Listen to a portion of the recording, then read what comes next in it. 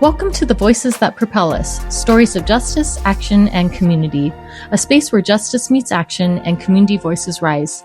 Each episode, we bring you stories from the front lines, changemakers, disruptors, and everyday heroes who are building a more just, equitable, and liberated world. This is more than a podcast. It's a call to listen, learn, and move together.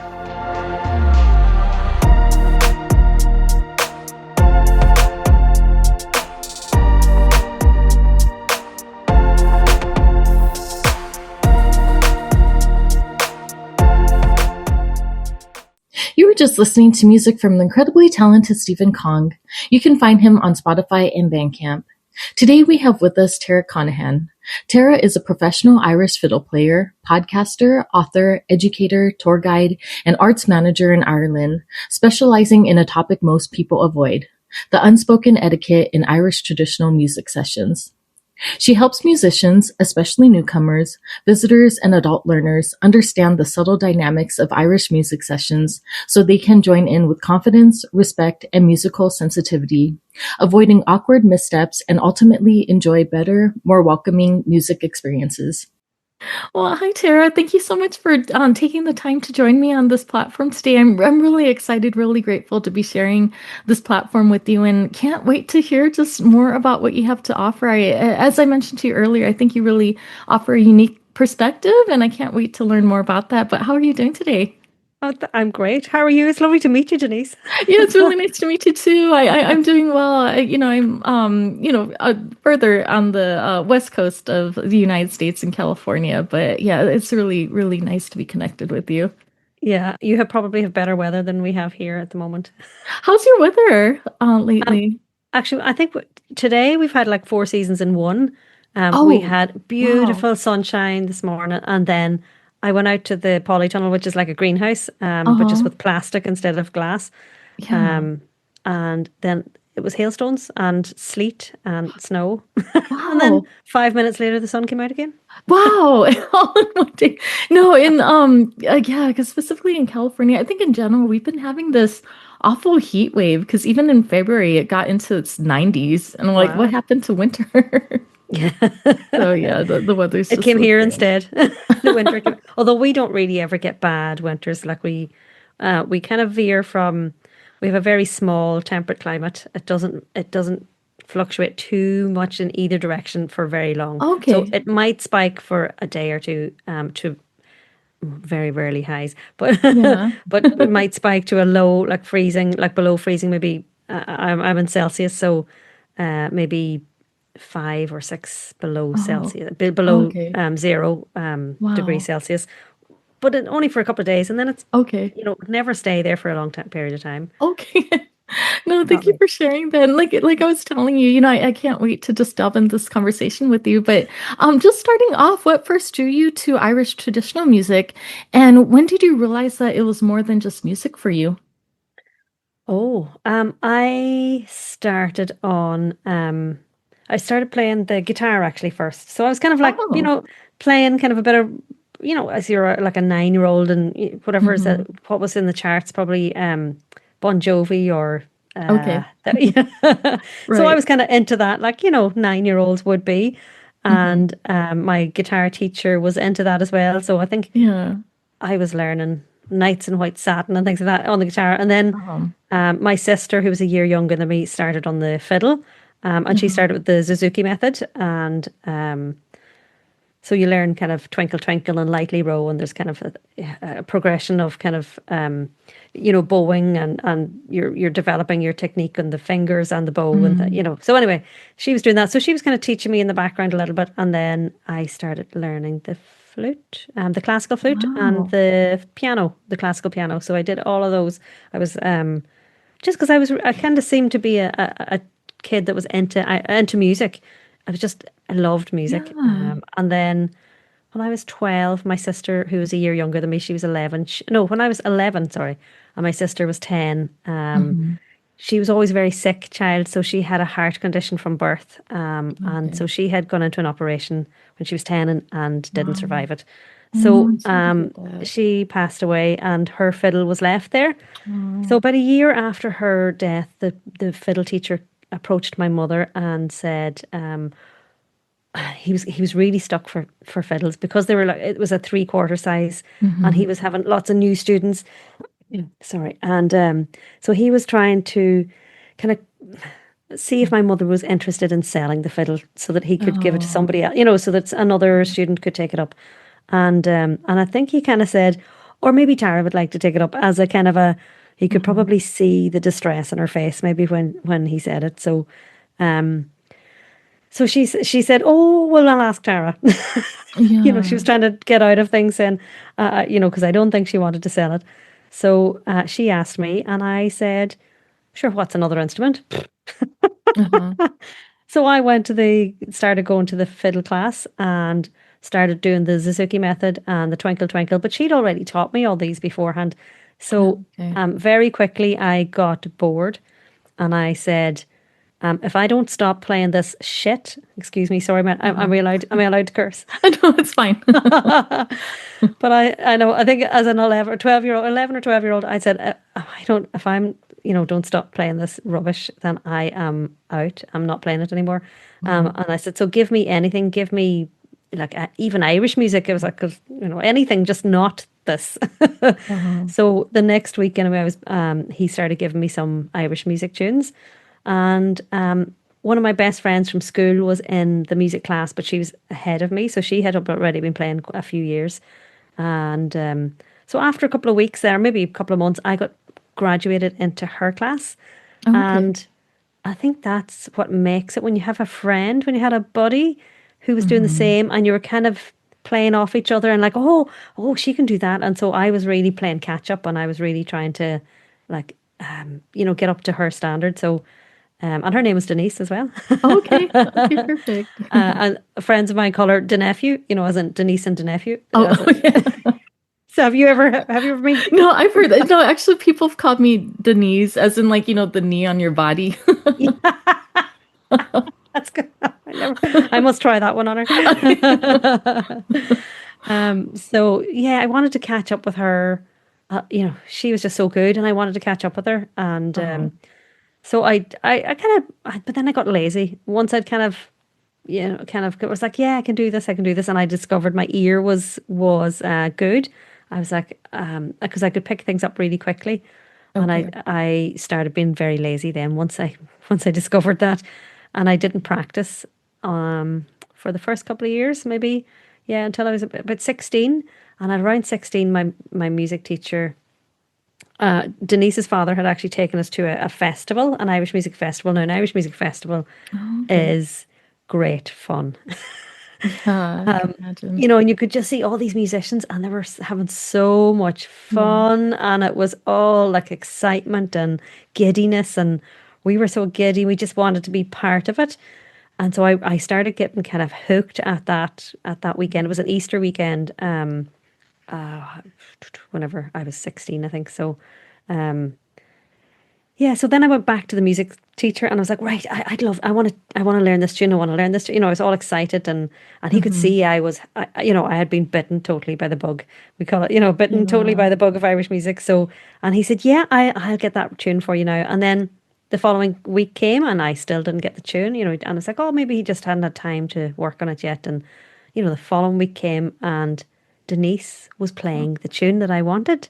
Oh, And okay. I was like, Denise, where did you learn that tune? And she said, oh, Oh, Seamus, the teacher gave it to me last week. And I was like, what? oh, oh, And so I marched up to the teacher, like, what, why didn't I get it? And he said, Tara, you don't practice. When you practice, you'll get it. oh. It was the best kick up the bum I ever got. And Yeah. I was annoyed for about 2 weeks. And I said, no, do you know, I can't be annoyed because he's right. Hmm. And so I can either be annoyed and never get any further, or I can just get over it and Right. move on and have my goal as I'll just start. And I think for those 2 weeks, I actually put the tune on that I really wanted to learn, and I put it blasting on the stereo speakers, and I learned to play along with it, and that was good because I Oh. wouldn't have probably even done that if he hadn't given me that kick up the bum. I would never have actually got off my bum to do anything. So sometimes Oh. you need a kick. Yeah, no, I agree too. What a beautiful journey. Thank you for sharing that. And I'm so sorry for the loss that you experienced too. And thank you for being so like vulnerable in sharing that story. And I know that you've shared with me too that you specialize in something that most people avoid talking about, which is unspoken etiquette. So can you tell us more? Like, what made you brave enough to name this out loud? Well, there was all these conversations being had in the background, in after a session. Like most sessions are great, but maybe some wee thing will happen, Hmm. and you'll on the way out the door, with your friends, you're like, oh God, Uh-huh. but that was a bit, I wish that hadn't happened, or it would have been so much better if this had happened, or if this hadn't happened. And Hmm. um, no, it doesn't happen all the time, but it's just, and so nothing was ever being spoken out loud. Oh, okay. It was kind of always mentioned in hushed tones. Hmm. So because Irish people don't really want to offend people, Oh, it's a okay. real thing that we hate offending people. We've got Right.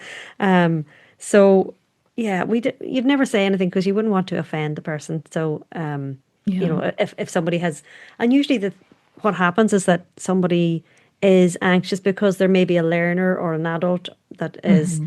outside the tradition and they're kind of trying to get into the tradition, but they're not sure how. And then they've so many questions, they're afraid to ask the questions. And then that kind of just breeds anxiety. And then Uh-huh. anxiety breeds kind of anxious behaviors, and behaviors kind of they we do things that they might not necessarily do. So you never want to say it to them because people can take it very personally. And Yeah. yeah, it's so that's why I thought, well, actually, I was going to. I teach a lot of adults. I teach a lot of adult fiddle players, Hmm. and so one of them, I was going to write a book on music performance anxiety because I could see they were anxious going into sessions. Oh, And that was one of the questions that they always ask when I teach at any workshops or whatever, any summer schools. It's the first question that every Irish music teacher gets asked. You know, am I allowed to do this in a session? Am I allowed to? When am I allowed to? When mhm. should I do this? Should I do that? And how do you do this? There's Right. so many questions about joining sessions because it's the benchmark of, you once you can join a session, you have kind of reached a certain, I suppose, confidence and level Mhm. and of skill. And then within that, then there's, other levels of skill as well within the sessions then. But so I had asked him if he'd be because this guy is also a retired doctor. So I asked if he would be my medical advisor on the book. And he said, absolutely, I'd love to. Okay. And they said, but you know what would be better than a book on music performance anxiety? Is a book on session etiquette. And I was like, Oh, okay. no way. I was like, no way. That's a vile subject. No way. It's a horrible subject. Like, Yeah. because, you sometimes there'd be keyboard warriors on, groups and things and on forums where they just Mhm. are, oh, you shouldn't do this and this person shouldn't do that. Oh, and this should be done and you shouldn't do that. And there's so many, you should pointing fingers, blah, blah, blah. And I said, no way. I'm never going into that space. Never. Yeah. And then, he kept saying, well, if I had had something, or if, people like me had something, a book or something where we could understand what we're supposed to do in a session, Mhm. when, what's expected of us, what's expected of, what he just, it would have prevented like 20 years of hardship for me, of all these faux Oh, pas that I wasn't supposed to do. And, he said, right. my life would have been a better place, Mhm. better if I had had a book on this. And eventually I thought, okay, he's probably right. And so I thought, okay, I'll look for funding from the Arts Council to do a book on session etiquette in Irish Okay. traditional music. And in the course of doing the book, or Mhm. the book application, the application form, because most application forms to the Arts Council, you can't actually have the project started. So you have to actually wait until the application form comes Mhm. before starting the project, because otherwise they won't retrospectively fund you. So I didn't work on the project, but Okay. I was in my mind kind of getting things ready to. I was kind of trying to develop what might be the system that I would teach it. Mm. So I was kind of looking at that the whole time. And in the application form, I just said, Yeah. I might just, I'll have to talk to lots of people about this because it can't just be my opinion. It should be kind of Oh, a okay. consensus of what the Irish music community thinks about, in general, about session etiquette and how we all, kind of the behaviors that Mhm. are kind of the best practice. And so in that I said, well, I'll be talking to lots of people and I will release those conversations as a podcast, as a throwaway Okay. comment. Okay. And then I had some conversations and I said, well, I'll just release them. I'll do that, release them that podcast bit Mm. first. And then I'll work on the book. And the podcast has taken over my life. Oh, wow. Okay. So I'm having loads of great conversations. And Yeah. it has really, like, I knew it would be kind of, what's the word? It would be fascinating and people would like it because it's something that people needed. But I suppose I didn't realize how much it would Uh-huh. be so helpful to people. No, So that's wonderful. And can you share the name of your podcast in case my listeners would like to check it out? yeah, yeah, yeah, yeah. No, it's a secret. No. Uh-huh.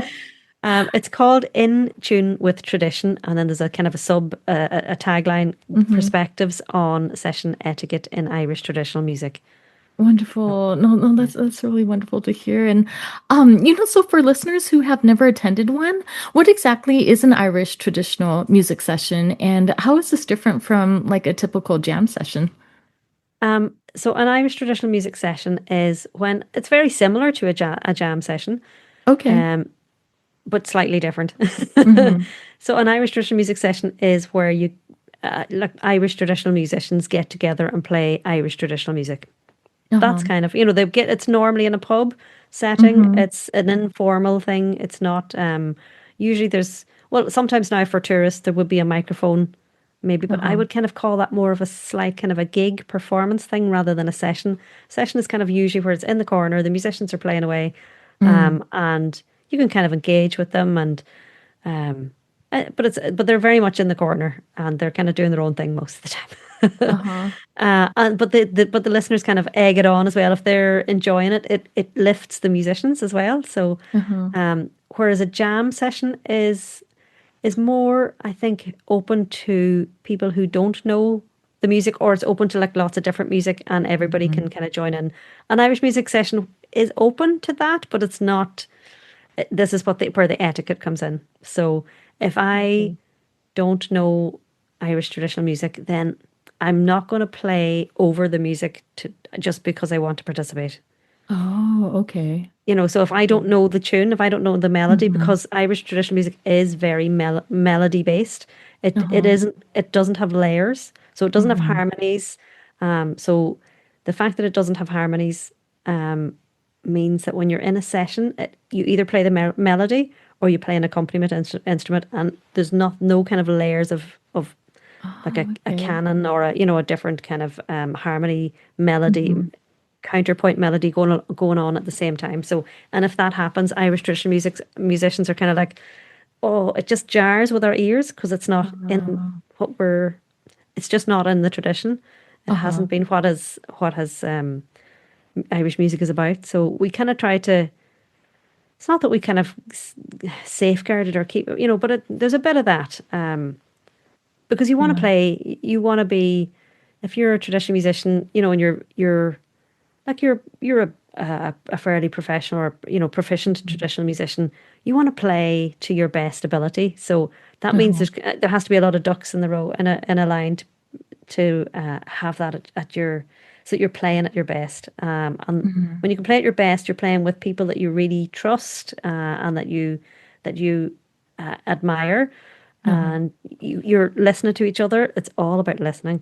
Mm-hmm. Um, and so you're kind of listening for the little bits, the little nuances, or the little subtle differences that they put in the melody that they're playing. So we're not all Mm-hmm. playing exactly the same melody. We're playing ever so slightly. Do you know the game of Oh. telephone that you have in the Right, States? right. It's slightly like that. We call it Chinese whispers.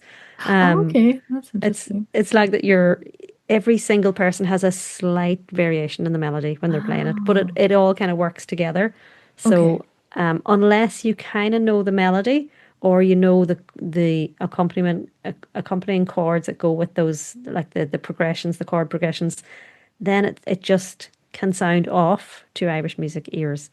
So, and that's Oh, when kind of there can be like, could you stop playing? And I it's very, see. oh my God, it's horrible to say that. Because no, but that Yeah. depends. Okay. I'm saying that like that. But if you are somebody who are a musician and a competent musician in another genre, and you Mm-hmm. come and you immediately engage with the musicians and say, look, I'm from a jazz background or I'm from a classical background. I have been listening to Irish music. I don't know an awful lot about it, but I'd love to be able to join in. Okay. That's your entry point. And if you Oh, I miss that see. step, Mm-hmm. then it's just like going to a conversation in a cafe or a pub, and you go up to a people, 4 or 5 people that are sitting, together, and you say, "Hi, I hope you don't mind, but would you mind if I join your conversation? I'm waiting on somebody." It's kind of Right. just respect or manners. Whereas if Mm-hmm. you just go up to that group and you just sit down and start talking, Mm-hmm. you'd be like, "What is going on? What? What?" Yeah. It's the same for music Yeah. No, that's because wonderful. it's something that exists before you join it. Yeah, totally. So even if so this is not just purely skilled, or, about skilled Mm-hmm. musicians or non-skilled musicians, but if I go to a session and I don't know the people there, and Mm-hmm. they're playing, and then maybe they play there every night or every week or every once a month or something, and I join, Mm-hmm. I actually won't join unless I've talked to the musicians. It's a prerequisite for me to Okay. talk to them. I'm certainly, even if I have a fiddle with me, and they see it, if they don't invite me, if they don't kind Mm-hmm. of give me an open kind of a look that's kind of open, saying, "Oh, is that an instrument? Do you want to come in?" And Mm. then I'll talk to them and I'll chat to them Uh-huh. first. Okay. And if it seems like maybe I wouldn't benefit their session in any way, because Mm-hmm. like I'm from the northwest of Ireland, so if I went to a session, say in the southeast Okay. of Ireland, I might not know any of their tunes, so I might not be able to Okay. benefit their session in any way possible. The best way to benefit that I could, the best thing I could bring to that session might be to listen and be a good listener and enhance their Okay. session that way. So yeah, Yeah. No, thank you for sharing that. And do you feel like there's other like unspoken rules that would be helpful to share with folks that they should know about? I think it's all just about respect and listening. Okay. Mm-hmm. Yeah, so you're kind of Yeah. reading the room, and I think when you're talking about reading the room, you're thinking about that. Mm-hmm. What can I bring to this room that could be of benefit as as a group, kind of a teamwork thing. Okay. So it's the same, like if you're going to be joining a new organization for work, or Mm-hmm. even if you're driving, you're coming onto a motorway, like you're coming onto Right. something that exists before you. Yeah. And that's the whole thing. It's something that exists before you've just entered it. So, um, Yeah. No, I think that's a beautiful analogy. yeah. Yeah. Yeah. And it's No, just the thank you for respect sharing and that. manners, yeah, Mm-hmm. for it. Yeah, no, thank you for sharing that. And you said that we must find middle ground that respects where Yeah. others come from. So what does that look like for you in practice? Um, yeah, because we're all at different levels. Uh-huh. Or not even just different levels, but we're all just at different places when we go to a session. So, the Mm-hmm. person who is maybe just a newcomer Mm-hmm. might be terrified, and so I think that means that the likes of people who are experienced, then it is our duty as kind of caretakers of the music to be welcoming as well. So I think there Uh, has to be a middle ground there for that we have to allow that there are newcomers, and that uh-huh. the newcomers also have to be welcome and open to learning. So Okay. I think that's where the middle ground is that we're all open, and then Mm. once we're kind of open, we're open to discovery and open to maybe not necessarily change, but just it's open Right. to possibilities. No, I love that. Thank you so much for sharing that. And I'd love to hear your thoughts on this, but how do you balance preservation with like evolution and change like you were talking about? Because you have this rich history of tradition, but at the same time times are changing. So how do you balance those two? Absolutely, yeah. There's always going to be the purists versus the Mm. contemporaries or whatever. So, and that argument, not argument, but that discussion has gone on for Uh-huh. forever probably. Uh-huh. There's always, and I don't think you have to have one or the other. I think Uh-huh. each need the other. So they both feed off the other, and they both need each other. So the purists need people that are, bring it in different directions, because Hmm. that's how it's still alive. It lives because of that. Because if it stays the the same, then it stagnates. But again, those Right. who breathe new air into it also need the source. So if you Right. don't have the source and that moves and that, if that's gone, then what have you've nothing. So both need each other. So I love that both exists. Yeah, no, thank you for sharing that. I really love that. And, I know that when we first met, you shared that you don't frame your work necessarily as justice centered. But do you see parallels between session etiquette and how we also navigate shared civic spaces? Oh, totally. I mean, it is How a shared so? civic space, like a Right, session. right. It's in a Hmm. public place. Yeah. So, I just think what my dad always had a saying, it doesn't cost anything to be nice. Uh-huh. And Okay. it's so true. I mean, it takes so much energy to be hateful or to have negative energy. It sucks your Yeah. energy. So why would we do that? Why not have Hmm. positive and be, um, I suppose, kind and empathetic to everybody? Just we're all just human. Yeah. We No, all breathe the same air. We all are under the yeah. same sky. No, So I really love that. And I think that's why, like, I've had conversations with people too who would be like, oh, I don't know if I'm an activist yet, but I want to be one. But I think I just tell them, like, no, it's how you're showing up, even just telling your yeah. truths. That's like storytelling. Even with this podcast, I feel like just people just showing up as themselves, that's like a form of activism as well. And I think that people might not necessarily make that connection between like music and like Mm. social justice. But, I love how you approached me and, talked to me about that. So, with that, what can social justice movements learn from the dynamics of an Irish music session? Oh, that's a tough one. Okay. No, I'd love to hear though. It's just because I think you've already like talked about it, Yeah. a little bit before, just like that respect and everything. Hmm. Because I think that has a huge part to do with like building healthy communities, healthy relationships with each other. Yeah, I think it's just giving space for everybody to be, Mm-hmm. um, and respect, as you say, Uh-huh. like the respect. Um, yeah, it's. I think it just really boils down to the respect and dignity. Uh-huh. The one thing that it's. I think they're my two things that, growing up, that was always our. I suppose my dad and my mom were always. It was always kind of like, be respectful and don't Hmm. ever try to take somebody's dignity away from them. Okay. I mean, that's a very basic, it's very basic. So, Mm-hmm. respect and dignity would be my all-time things. Yeah, no, I love that too. And I think, yeah, I think I'm just so wrapped up with what's going on in America right now because it's also affecting me personally. But I feel like there's a lot of that like disrespect and even as far as like dehumanization, I think that's going on with people right now too. And, that's why I want people to see like, let's find ways to like find common ground. So I think that's what's so beautiful about the Mm. work that you do. You're trying to find that middle ground. But even if it's this like specific space, I think it relates like outside as well. Like, let's see each other in our humanity rather than like having all this division, all this polarization. Yes. I think divide and conquer, that's how you conquer. No, I agree. Hmm. If you want to, yeah, conquer a people, then that's you divide them. Um, Hmm. so I shall not just share any other political views on it. But I think that, yeah, Yeah. I really dislike seeing when people are divided. And suppose that's Yeah. why I've the podcast I've set up that podcast as well, so that to not Mm. polarize people as well, so that we can all say Right. we're all just people. Yeah. And if you think in the larger terms, like we're not our Earth, our planet, isn't Hmm. even a speckle of dust in the greater Right. size of Right. like the universe. We're just our planet is nothing. The whole of Yeah. Earth, and we're on each one of us isn't even a Yeah. speckle of dust on the this in terms of size in the Uh-huh. whole planet. So Yeah. if we just get over ourselves, sorry. Yeah.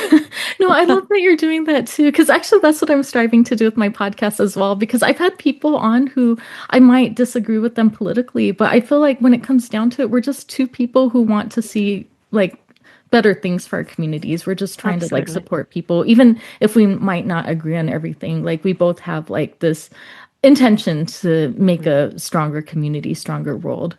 And I think you're like the underlying thing there is that, Hmm. once you divide people, you're threatening. There's a threat there. People Okay. feel threatened, and therefore that's what we all stand up for. Everybody stands up for their own thing that they feel threatened by. Yeah. So, and I think you need to remove that Hmm. in order to unite everybody again, because it's very hard when everybody's divided and people are in Yeah. fear. Yeah, Yeah. No, no, I definitely agree. And I think with the divide and conquer, I think it's very strategic move on part of absolutely. like people in power. I think it's just because my activism too, like I want to see more unity, but I feel like people in power don't want to see that unity because I think if we really stand in solidarity with each other's movements, we can really be this powerful force, which I'm hoping that we'll get there someday, that we can start to make positive changes that we want to see though together. I think the fear then you have to move the fear up a level. Uh-huh, I agree. So it's yeah, so that it's not the smaller fears that we all have. It's the Hmm. bigger fear that everybody experiences, so that we experience as Right, humans rather right. than, oh, I experience it just because I'm on this side of the divide, or you experience it because you're on that side of the divide. It's Right. like, I don't know if you've seen Dairy Girls. No, I don't think so. What is It's that? on Netflix. It's a Oh, series on Netflix that a couple of years ago. It's about okay. a place in Northern Ireland, which Okay. is not far from where I am. I'm about an hour and a half away from it. I'm just Uh-huh. on the other side of the border, in the Irish Republic. Mhm. So there's a series. It's really funny. Now you probably might need subtitles. Most people need subtitles because their Okay. accents are so strong. Uh-huh. But it's very funny. So there would be a divide there.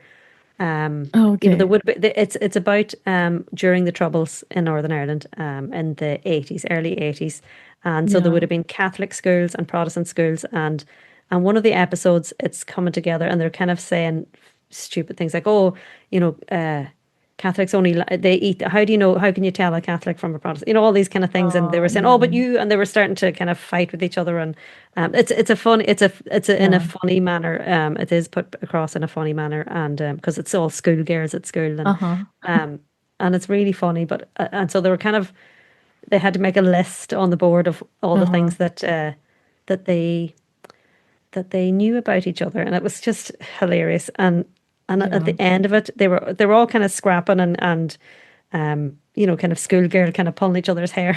Uh-huh. It's kind of a hilarious scene. And then the parents Uh-huh. start coming and grabbing the kids, and they're, grabbing them and giving out to them, whatever. And Okay. one of them went up and wrote on the board saying, we all have, what is it? We all have parents that annoy us, or something like that. And it was like, that was the common thing that they had Right. in common. They were trying to find something they had in common, but all they could find was the things that weren't in common, until they realized they needed to go up a level. And parents, they're all Uh-huh. teenagers. So I think the world needs to find that. We need to find what's the upper, what's the level above. We need to chunk up a bit and see what is the fear that we all have. Yeah, no, I really love that. And I think for me, like it really comes down to also like listening to each other.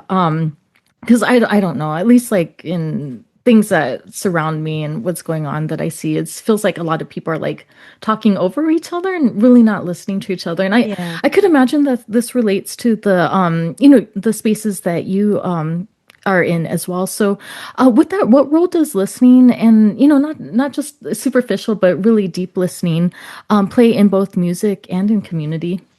Um, in all the episodes that I have done so far, um, Uh-huh. listening is the one word that is common in all of them.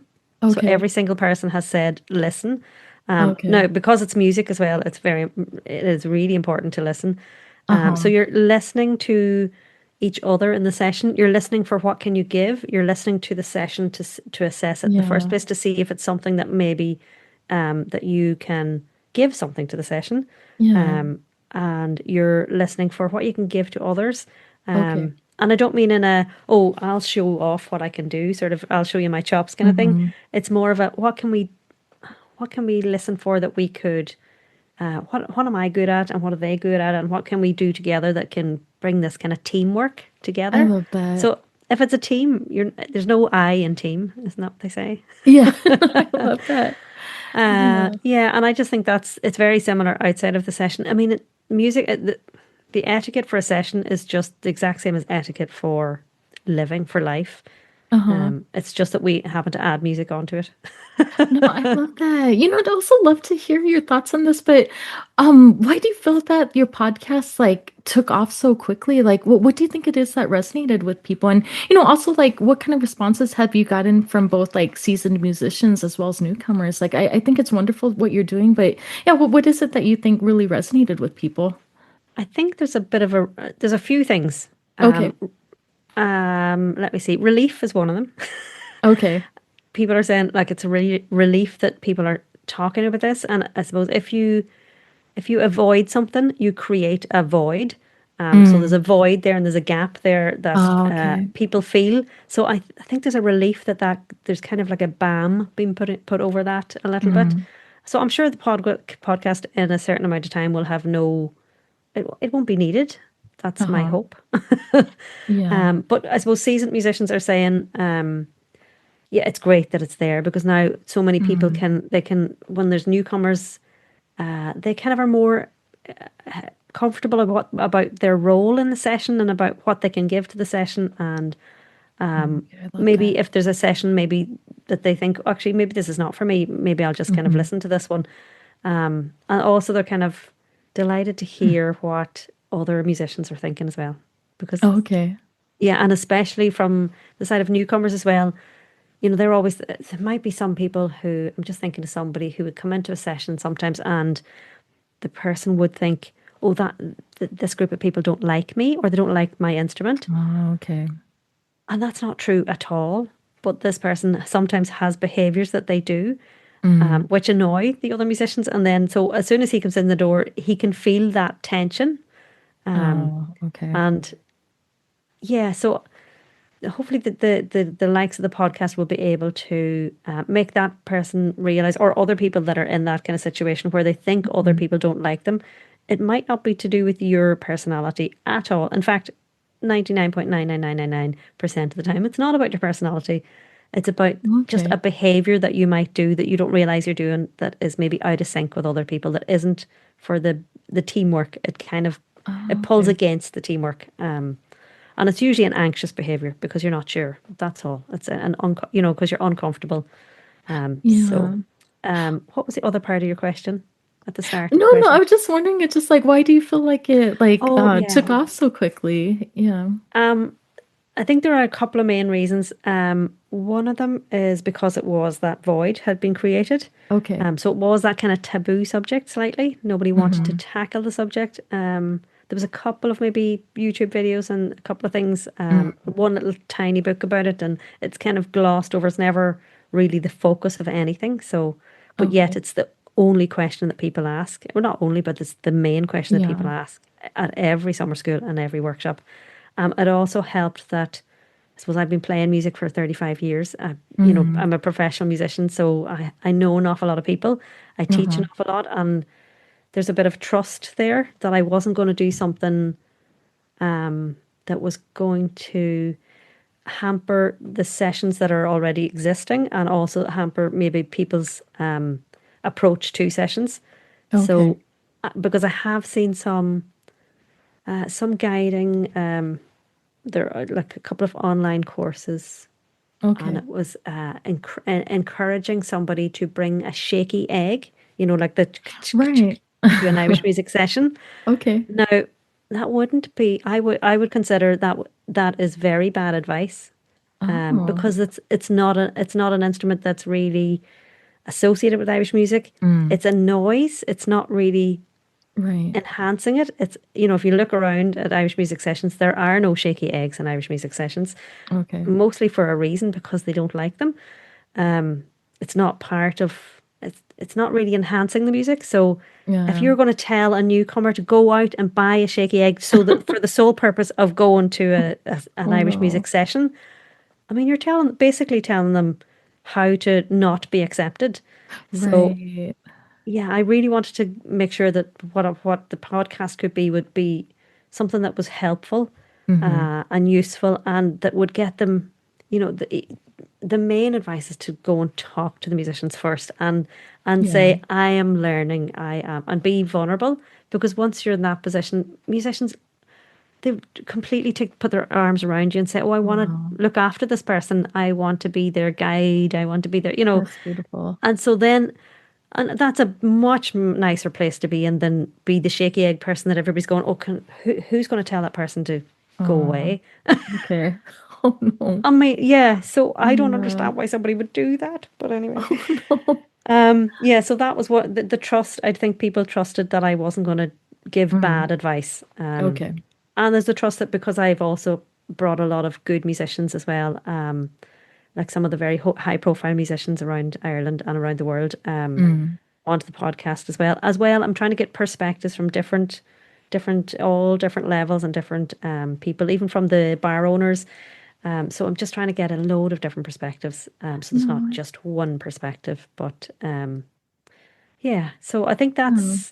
that's kind of the reason. I think I launched it at a fairly well-known festival, like one of the biggest Okay. Irish music festivals, one of Wow. the most well-respected festivals.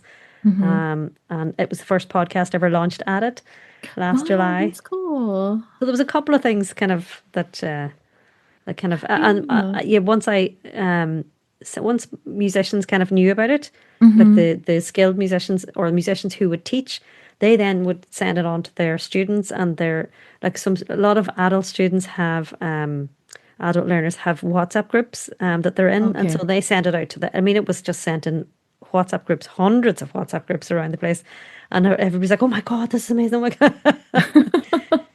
So there was Yeah. this thirst for it, you know, everybody Mm-hmm. was thirsty for it, and Yeah. because it's the questions that they've always been asking and nobody really wanted to answer them. So Uh-huh. yeah, No, that's really wonderful. And congratulations for all your accomplishments. That's like really incredible. And I'm wondering though, what kind of advice would you give to someone to like just be more self-aware about how they're entering into space though? Because I remember you saying something like sometimes they're not even aware. So what do you think can be helpful for people to just have more of that self-awareness? um, I I think if you can look at what's there, Mm-hmm. and be aware of what's in front of you. So if Okay. you walk in the door, and you're looking at the musicians, you're assess it. You have to, I suppose, assess the levels that are there. Mm-hmm. Maybe you have to even question, because these are all the things that would go through my head when I walk into a session that I maybe don't know the people. So I would ask, is the level above me? Mm. Is what's the repertoire like? Is the repertoire just, maybe they're playing tunes I would have no idea about? Okay. Um, and you really have to kind of put yourself, I suppose, fly yourself forward into sitting in the session and thinking about Mm. what can I give into this session that would mean that the other people in this session would have the best time of their life. Okay. I love that. Yeah. Yeah, No, yeah. No, thank you because for that's what sharing I'm that. thinking when I'm walking into a Yeah. set. No, I love that. No, no, and I think more people should have that self-awareness too. But I really love that, like how you entering in space would like affect the dynamics too. So yeah. Totally, yeah. Yeah. But like, so if they're having a really good time, if they're having the best Hmm. time of their life, what am I feeling? I'm going to be having Yeah. the most amazing time ever as well. So I it's really it's love almost like that. the selfish silver lining is that of Yeah. course you'll have the best time of your life. And even if you think about when are we when do we feel the most joy in our lives? Uh-huh. It's when we're giving to somebody else. I love that. Yeah. So if that's when we are at our most joyous in ourselves, Hmm. why wouldn't we do that every day Yeah. to everybody that we meet, like in sessions or on the street? I Like I love love that. like driving along or walking along, and I've got a smile on my face. And if you have a smile on your face when you're walking along, the person walking like coming towards you, Yeah. they'll kind of smile at you, and then and then they'll meet the next person, they'll smile at I them. love I mean, it's that just paying it forward. No, and I feel like as you're saying that too, it just reminds me of just like someone having an infectious laugh. Like someone just like laughs really loud, and then other people just start laughing. They don't know what's funny. They just just totally, start laughing. Yeah. No, I love yeah. that though. Like spreading more joy versus like spreading negativity. I really Yeah. love that. Yeah, Because because I'm even like even at Christmas time, people like to mm, give things, or whenever there's a holiday right, season or Thanksgiving. I mean, yeah, Thanksgiving, you're I giving love that. thanks, and we Yeah, don't even celebrate Thanksgiving here, right. but it's just I think it's a lovely thing that you're giving because there's so much joy associated with Yeah. those kind of.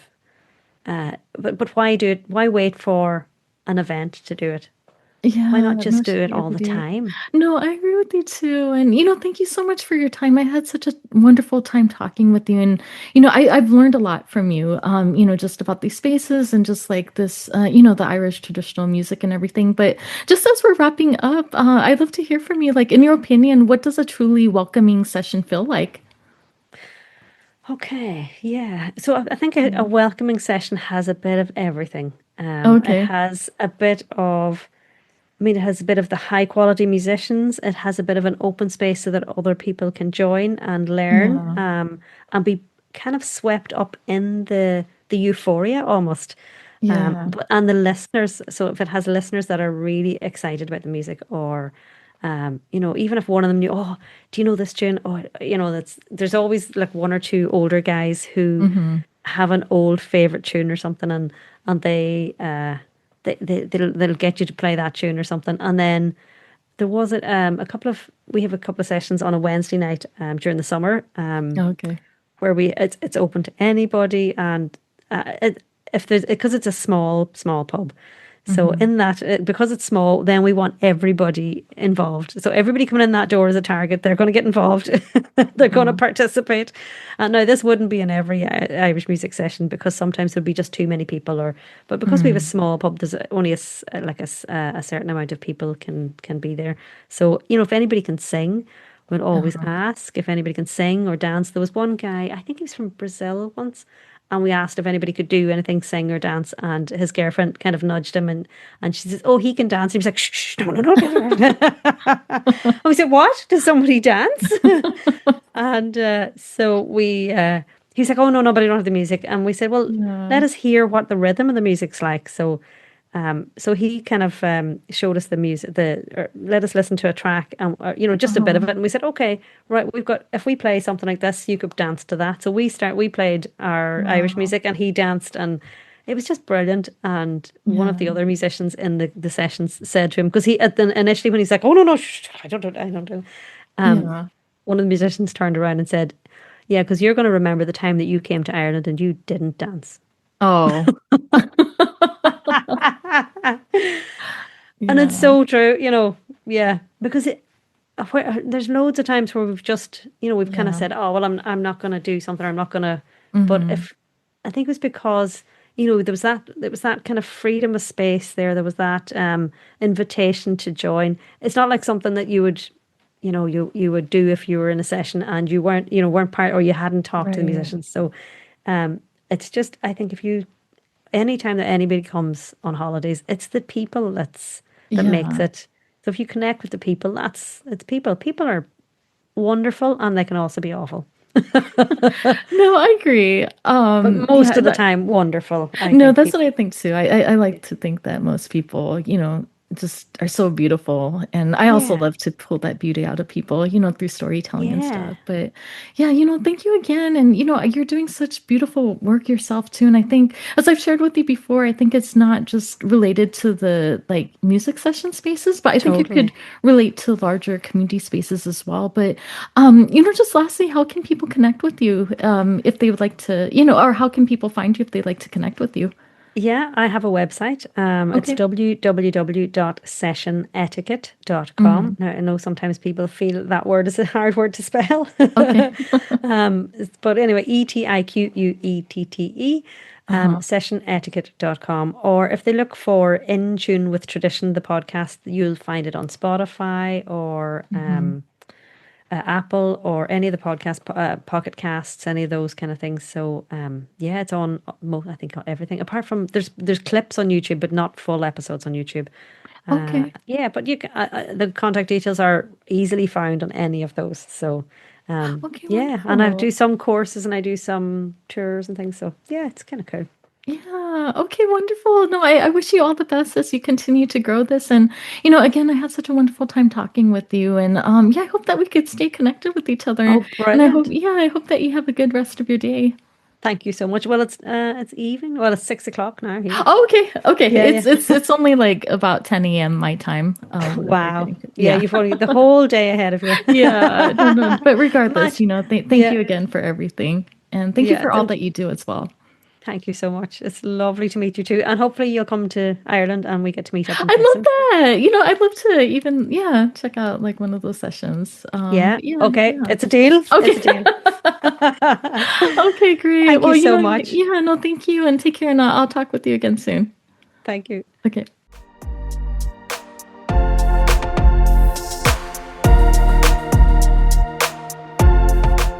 Thank you for being here and tuning in to Voices That Propel Us, stories of justice, action, and community. Your presence in this movement matters. If today's conversation moved you, share it, talk about it, and keep the work going. Together, we're not just imagining change, we're making it. Until next time, stay bold, stay grounded, and stay in the fight.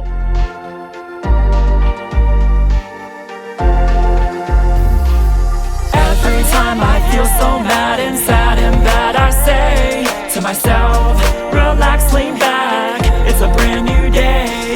And every time I feel so down that a frown is all that's on my face, I remind